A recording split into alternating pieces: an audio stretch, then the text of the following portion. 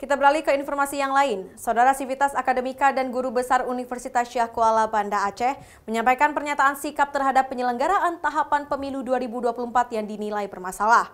Para penyelenggara negara dan aparatur negara diharapkan mampu menjaga netralitas dan bekerja sesuai dengan tupoksinya. Para Sivitas Akademika Universitas Syah Kuala secara personal hadir di lapangan Tugu Darussalam Banda Aceh untuk menyampaikan rasa batinnya bahwa ingin negeri ini lebih baik serta pemilihan kepemimpinan harus dilakukan secara jujur dan adil. Terdapat 7 poin tuntutan yang dibacakan oleh Sivitas Akademika dan Guru Besar USK.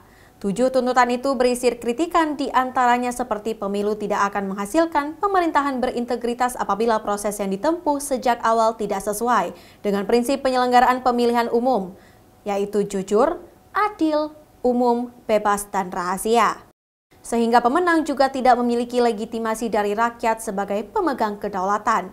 Mereka juga mengingatkan semua penyelenggara negara dan pemerintahan untuk tidak memanfaatkan institusi dan sumber daya negara untuk memenuhi kepentingan politik pribadi dan golongan melalui sikap keberpihakan dalam proses kontestasi suksesi kepemimpinan nasional.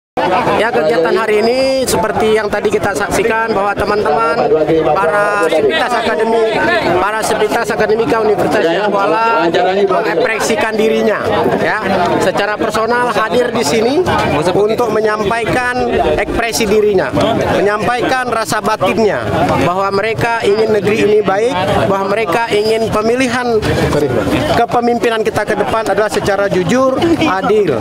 Ya, jadi saya kira itu.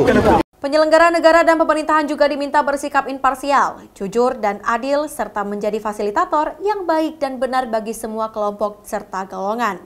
Kemudian mereka mengingatkan semua penyelenggara negara dan pemerintahan untuk tidak menyalahgunakan kekuasaan dengan mengerahkan dan memanfaatkan fasilitas negara untuk kepentingan politik praktis, pribadi, dan golongan. Syahril, Kompas TV, Banda Aceh.